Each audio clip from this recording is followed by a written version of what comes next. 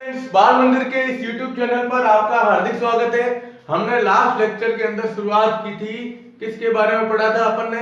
Hydrogen परमाणु के spectrum की व्याख्या की गई थी नील्स बोहर के द्वारा, जिसमें बताया गया था मुख्य रूप से 6 श्रेणियां बनती है। उन 6 श्रेणियों के अंदर इलेक्ट्रॉन किस प्रकार से एक श्रेणी से दूसरी श्रेणी में प्रवेश करता है, उसके रेखा चित्र को हमने बताया था। ठीक है, आज हम लेने जा रहे हैं ये नील्स बोहर का जो परमाणु मॉडल है। इस परमाणु मॉडल के अंदर कोई भी नील्स बोहर के द्वारा 3 सूत्र दिए गए थे।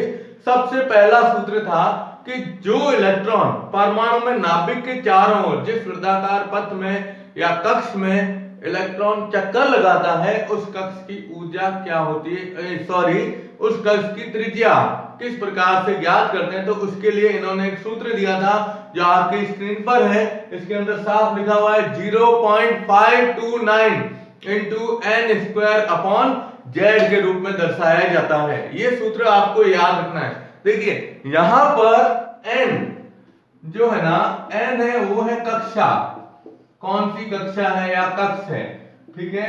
और जेड है परमाणु क्रमांक। और सबसे बड़ी बात यही है कि यहां पर जेड का मान हमेशा अपन कितना लेंगे? 1 ही लेंगे। इसका रीजन ये कि ये जो बोहर के द्वारा परमाणु मॉडल दिया गया था वो हाइड्रोजन परमाणु के लिए दिया गया है, और हाइड्रोजन का परमाणु क्रमांक कितना होता है? 1 होता है। अब इस सूत्र के द्वारा हम किसी भी कक्ष की त्रिज्या ज्ञात कर सकते हैं, वो भी किसमें? हाइड्रोजन परमाणु के लिए। तो आइए अपन एक सवाल करते हैं इसके अंदर। देखिए क्वेश्चन दिया गया है आपको कि हाइड्रोजन परमाणु की दूसरी एवं तीसरी, कौन सी? दूसरी और तीसरी कक्षा या कक्ष की त्रिज्या का परिकलन कीजिए, का परिकलन करो। जैसे आपको ये सवाल दे दिया कि हाइड्रोजन परमाणु की दूसरी और तीसरी कक्षा या कक्ष जो होता है उसकी त्रिज्या का क्या करना है? परिकलन करना है। तो हमें ये सूत्र लेना है। अब देखिए दूसरी कक्षा है तो दूसरी कक्षा के लिए अपन लिखेंगे R2। ठीक है, सूत्र क्या है हमारे पास? ये R2 बराबर 0.529 इंटू, अब n दूसरी कक्षा है यानी n का मान यहां पर हम कितना लिखेंगे? 2 लिखेंगे। ठीक है, तो 2 का स्क्वायर बटा क्या आ जाएगा? 1। 1 क्यों है? देखो यहां पर हम ये सूत्र तो ये लिखते हैं n स्क्वायर बटा z। तो n बराबर आ जाएगा 2 और z बराबर आएगा 1। z 1 आने का कारण क्या है? z 1 आने का कारण है क्योंकि हाइड्रोजन परमाणु लिया जा रहा है, तो इसके हिसाब से तो R2 बराबर हो जाएगा 0.529 इंटू n का मान 2, तो 2 का स्क्वायर बटा 1 या 0.529 इंटू 4, ये R2 का मान हम निकाल सकते हैं। ठीक है, फिर आता है तीसरी कक्षा। तो तीसरी कक्षा क्या है? R3। तो R3 बराबर देखो 0.529 इंटू, अब तीसरी है ना, तो तीसरी का क्या हो जाएगा? 3 का क्या लेंगे? स्क्वायर लेंगे। 3 का स्क्वायर लेंगे और बटा में क्या लिख देंगे? 1। तो ये बटा में 1, तो ये हो जाएगा 0.529 इंटू 9। अब इसका गुणा करेंगे तो यहां पर हमें एंगस्ट्रॉम के अंदर ये मान प्राप्त होगा। तो दूसरी कक्षा जो है, ठीक है ना, दूसरी कक्षा के लिए और इसके हिसाब से हमें किस प्रकार से ज्ञात करते हैं। तो यहां हम 4 का गुणा इससे करेंगे, ठीक है ना। तो 4 का गुणा जब इससे किया जाता है तो देखो मान क्या आता है इसके अंदर? 2.116 एंगस्ट्रॉम। 2.116 एंगस्ट्रॉम आता है इसके लिए, R2 के लिए। और R3 है तो इसमें आ रहा है 0.529 इंटू 9। अब 9 का गुणा कर दो तो 9 9 81, 1 आ जाएगा, फिर आगे 8। उसके हिसाब से हम जब इसको हल करते हैं तो इसका मान आता है 4.761 एंगस्ट्रॉम के रूप में। 4.761 के रूप में इसे दर्शाया जाएगा। ठीक है, तो ये देखो आप गुणा करके आप इसको हल कर सकते हो, ठीक है ना। तो ये हाइड्रोजन परमाणु की दूसरी और तीसरी, कभी कभार सवाल आता है कि हाइड्रोजन परमाणु की पहली, दूसरी और तीसरी तीनों कक्षाओं की त्रिज्याओं का अनुपात ज्ञात करो। ठीक है, तो पहली कक्षा लेते हैं तो उसमें तो यही आएगा क्योंकि n का मान कितना होगा 1, तो पहली कक्षा का मान ये होगा, फिर दूसरी कक्षा में ये आ रहा है और तीसरी कक्षा में ये आ रहा है, फिर इनका अनुपात निकालोगे तो अनुपात आप आसानी से निकाल सकते हो।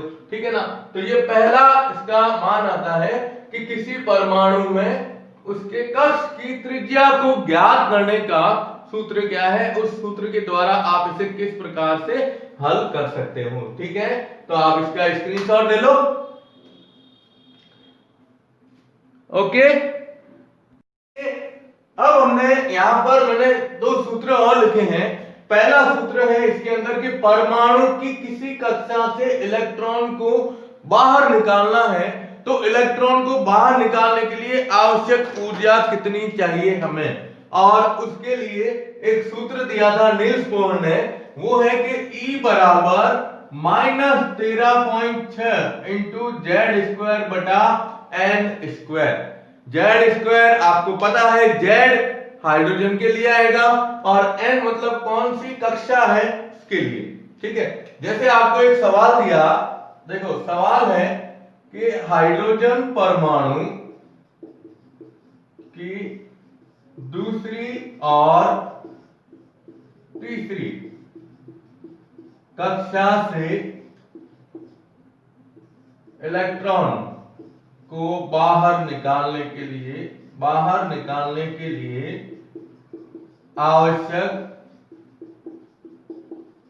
आवश्यक ऊर्जा की गणना करो।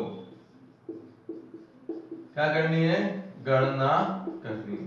अब इसने दिया है दूसरी और तीसरी कक्षा। ठीक है, तो सबसे पहले हम लेते हैं इसमें दूसरी कक्षा। देखिए, तो यहां हम लेते हैं इसको कि दूसरी कक्षा के लिए n का मान कितना हो जाएगा 2, और इधर हमने लिया है तीसरी कक्षा, तो तीसरी कक्षा के लिए n का मान कितना हो जाएगा 3, है ना। अब इस सूत्र में मान रखो, तो यहां क्या आएगा E अपन लिख देते हैं 2, जैसे 2 के लिए क्या आया -13.6 इंटू ऊपर Z है, Z का मान एक ही है क्योंकि हाइड्रोजन के लिए Z का मान कितना होता है एक ही होता है, तो 1 का स्क्वायर बटा नीचे आ रहा है 2 का स्क्वायर क्योंकि दूसरी कक्षा है। ठीक है, तो क्या आ जाएगा E2 बराबर -13.6 बटे 4। ये किसके रूप में आती है, ऊर्जा है तो इलेक्ट्रॉन वोल्ट के रूप में लिखी जाएगी।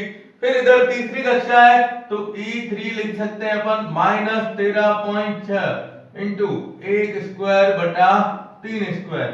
अब E3 बराबर हो जाएगा -13.6 बटा 9 इलेक्ट्रॉन वोल्ट।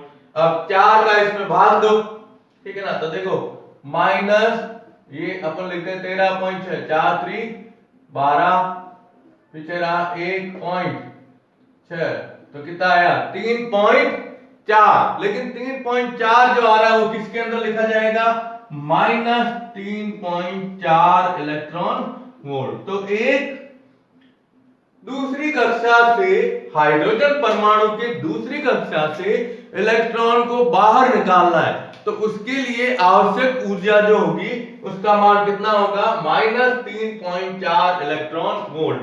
और तीसरी कक्षा है तो तीसरी कक्षा के लिए आप निकाल सकते हो 13.6 में किसका भाग देंगे अपन 9 का, किसका 9 का। तो देखो सीधा एक बार गया, ये आया 9, पीछे रहे 4 पॉइंट, ये 6, तो 9 चौक 36 है ना, 9 चौक कितने हो गए 36, 36 और फिर आगे 45 होते हैं, 9 पंजे 45, तो 1.5, फिर इधर आ गया 45, एक जीरो लगा, ये लगभग कितना होगा -1.51 के रूप में, तो इसका आ जाएगा -1.51 इलेक्ट्रॉन वोल्ट। अब आप इसमें ना अंतर देखो क्या फर्क आ रहा है कि जब हम परमाणु की दूसरी कक्षा से इलेक्ट्रॉन निकाल रहे हैं तब ऊर्जा का मान आ रहा है -3.4 इलेक्ट्रॉन वोल्ट।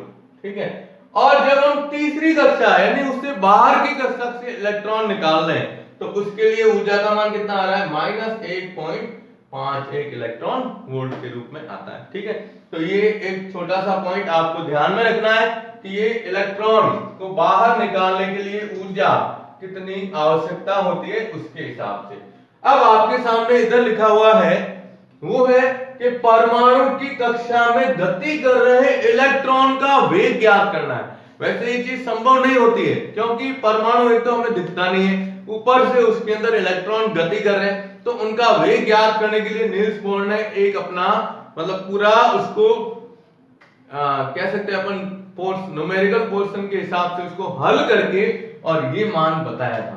ठीक है, अब ये मान है देखो 2.188 इंटू 10 की पावर 8 इंटू Z/m मीटर प्रति सेकंड के हिसाब से। ठीक है, अब आपको इसके अंदर जैसे कोई सवाल दिया, जैसे अपन ने सवाल लिया इसके अंदर कि हाइड्रोजन परमाणु की दूसरी कक्षा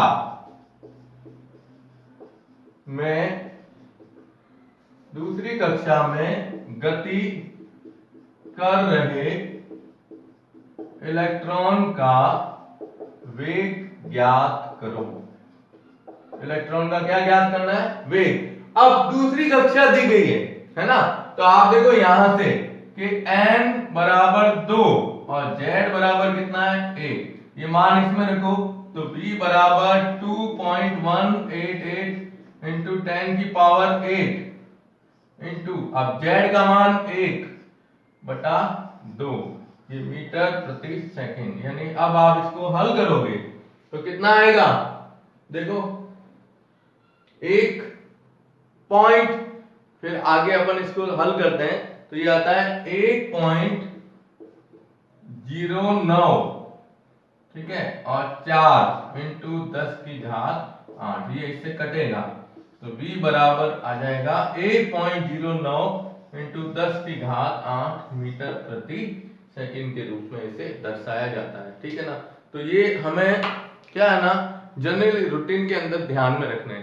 ठीक है, आपने सिलेबस देखा होगा, उस सिलेबस के अंदर अगर आप इसको गौर से देखोगे तो ये नील्स बोहर रदरफोर्ड वगैरह सारे परमाणु मॉडल हटा दिए गए है ना, अभी जो संशोधित आया है उसके अंदर। लेकिन हमें ये ध्यान रखना जरूरी है क्योंकि नील्स बोहर के परमाणु मॉडल के आधार पर ही हम आगे वाले टॉपिक पढ़ सकते हैं, इसलिए अपन ने इन वीडियोज को आगे बढ़ाया। मैंने इस वीडियो के अंदर नील्स बोहर जानबूझ के दिया है, बताया है ताकि आप इसको कंटिन्यू पढ़ सकें। ठीक है, तो आप इसका स्क्रीनशॉट ले लो।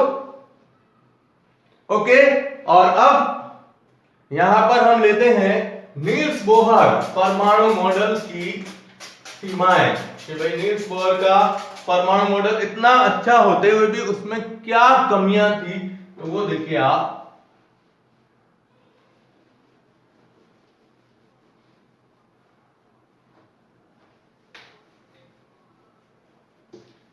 देखो हमने अभी तक ये जो भी अभी 3 सवाल किए, 2-3 सवाल, इसमें अपन बार बार क्या बोल रहे हैं? हाइड्रोजन परमाणु। ठीक है, केवल हाइड्रोजन परमाणु की ही बात कर रहे हैं, हम किसी दूसरे परमाणु के बारे में कोई बात नहीं कर रहे हैं। इसका मतलब ये हुआ कि देखिए इसकी कमियां, मॉडल की कमियां लिख सकते हैं, परमाणु मॉडल की कमियां। इसमें सबसे पहली कमी यही थी कि ये परमाणु मॉडल जो है, कौन सा? नील्स बोहर परमाणु मॉडल केवल उन्हीं परमाणुओं के लिए सही साबित हुआ जिसमें एक इलेक्ट्रॉन पाया जाता है। ठीक है, यानी हम ये कह सकते हैं कि एक इलेक्ट्रॉन वाले परमाणु के लिए, एक इलेक्ट्रॉन वाले परमाणु के लिए यह मॉडल सही रहा, लेकिन इलेक्ट्रॉन की संख्या यदि 2 भी हो जाए, कितनी? 2 भी हो जाए तो ये मॉडल क्या हो जाता है? गलत हो जाता है, क्योंकि नील्स बोहर को जब इसके बारे में पूछा गया कि भाई आप ये कह रहे हो कि ये परमाणु मॉडल है अपना, लेकिन हम अगर इसमें एक इलेक्ट्रॉन के स्थान पर 2 इलेक्ट्रॉन ही बता दें तो क्या होगा, तब इसके बारे में नील्स बोहर कोई जवाब नहीं दे पाए थे। सेकंड इसकी कमी थी वो ये थी कि इन्होंने बताया कि जो इलेक्ट्रॉन जब एक कक्षा से दूसरी कक्षा में छलांग लगाता है तो उस समय उसमें ऊर्जा निकलती है जो हमें स्पेक्ट्रम के रूप में प्राप्त होती है ना। और वो इसमें बताया गया था कि स्पेक्ट्रम रेखा इस तरह से यूं बनती है, मतलब सतत, इस तरह सतत नहीं है, लगातार नहीं है, कुछ छोटे छोटे टुकड़ों के अंदर रहती है ना। तो वो इन्होंने कहा कि ये रेखीय रेखा के रूप में स्पेक्ट्रम प्राप्त होता है ना। लेकिन जब उच्च विभेदन वाली या विभेदन क्षमता वाली स्पेक्ट्रोस्कोपी से इस रेखा को देखा गया तो ये एक सिंगल रेखा जो थी ना, ये सिंगल रेखा भी कई छोटी छोटी रेखाओं में विभक्त थी।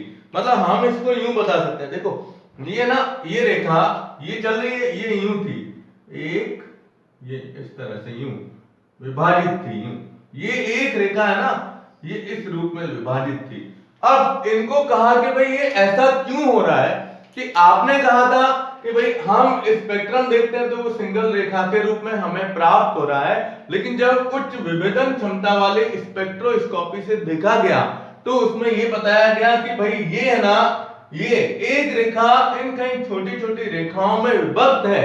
तो इसका जवाब भी नील्स बोहर नहीं दे पाए थे कि भाई ये इसका जवाब हमारे पास नहीं है, ठीक है ना। तो ये भी एक इसकी क्या हो गई, कमी हो गई। तीसरा ये था कि जो स्पेक्ट्रम है ना, ये रेखा, तो स्पेक्ट्रम रेखा के मार्ग में है ना चुंबकीय क्षेत्र और विद्युत क्षेत्र रखते हैं, दोनों, या तो चुंबकीय क्षेत्र रखो या विद्युत क्षेत्र रखते हैं, तो ये रेखा आगे जाकर कई भागों में विभक्त हो जाती है। मतलब ये क्या हो जाती है, ये सिंगल रेखा है ना, आगे जाकर फिर यूं अलग अलग भागों में विभक्त हो जाती है, तो जिसे हम प्रदर्शित करते हैं जीमान और स्टार्क प्रभाव के नाम से जाना जाता है। किसके रूप में, जीमान प्रभाव और स्टार्क प्रभाव। तो ये जीमान और स्टार्क प्रभाव के बारे में नील्स बोहर नहीं बता पाए, ठीक है ना। तो देखो पहली कमी पहली थी कि ये एक इलेक्ट्रॉन के लिए, परमाणु वाले इलेक्ट्रॉन के लिए ये मॉडल सही साबित हुआ, लेकिन अगर इलेक्ट्रॉन की संख्या एक से ज्यादा कर दें तो क्या हो जाता है, ये परमाणु मॉडल फेल हो जाता है। दूसरा इसमें बताया गया कि ये स्पेक्ट्रम रेखा सिंगल ना होकर जब उच्च विभेदन क्षमता वाले स्पेक्ट्रोस्कोपी से देखा गया तो ये एक रेखा कई छोटे छोटे भागों में विभक्त होती हुई दिखाई दे रही है। इसके बारे में जब नील्स बोहर को पूछा गया तो ये इसका जवाब नहीं दे पाए। और तीसरा इसका कमी ये थी कि स्पेक्ट्रम रेखा के मार्ग में अगर हम चुंबकीय क्षेत्र या विद्युत क्षेत्र रखते हैं तो ये रेखा विभक्त हो जाती है छोटे छोटे भागों में, यानी इसको हम कह सकते हैं जीमान और क्या कहते हैं, स्टार्क प्रभाव कहते हैं। इस प्रभाव के बारे में भी नील्स बोहर ज्यादा नहीं बता पाए थे, ठीक है। और चौथा लास्ट था, वो था हाइजेनबर्ग की अनिश्चितता का सिद्धांत जो था, अनिश्चितता के सिद्धांत को यह नहीं समझा पाए। हाइजेनबर्ग थे जिन्होंने अपने एक सिद्धांत दिया था, वो अभी अपन इस मॉडल के बाद ही आएगा, आगे और आएगा, कि भाई हाइजेनबर्ग ने ये बताया कि जो हम इलेक्ट्रॉन की बात करते हैं तो इलेक्ट्रॉन जब एक निश्चित वृत्ताकार पथ में चक्कर लगाता है तो उस इलेक्ट्रॉन की स्थिति और उसका वेग जो होता है उसको एक ही समय पर दोनों मान, मतलब स्थिति का और वेग का, वो ज्ञात नहीं किया जा सकता। ये हाइजेनबर्ग ने कहा था। और यहाँ ये इसके ऊपर इसलिए नहीं बता पाए थे क्योंकि देखो नील्स बोहर ने कहा इलेक्ट्रॉन निश्चित वृत्ताकार पथ में चक्कर लगा रहा है, उसने स्थिति मतलब इलेक्ट्रॉन कहां पर है वो और इलेक्ट्रॉन का वेग तो इन्होंने सूत्र बता दिया कि भाई इलेक्ट्रॉन किस गति से वेग करता है, ये वेग के आगे बढ़ता है। लेकिन जब ये सिद्धांत इसको पूछा गया कि भाई आपने इतना अच्छा परमाणु मॉडल दिया है, लेकिन इसको इस सिद्धांत के ऊपर कैसे लागू कर सकते हो, तो ये नील्स बोहर नहीं समझा पाए थे। तो ये आज हमने ये शॉर्ट फॉर्म के अंदर परमाणु मॉडल की इसकी कमियां ले ली है, आप इसका स्क्रीनशॉट ले लो। ओके, तो आज हमने पढ़ा नील्स बोहर परमाणु मॉडल के कुछ मुख्य मतलब पॉइंट कह सकते हैं, मुख्य बिंदु कह सकते हैं। ठीक है, नेक्स्ट वीडियो के अंदर अपन लेंगे आगे जो आपने नहीं पढ़ा है पहले, सोमरफेल्ड परमाणु मॉडल क्या है उसके बारे में। ठीक है, और प्रकाश की द्वैत प्रकृति या कणों की द्वैत प्रकृति के बारे में बात करेंगे। ठीक है, धन्यवाद।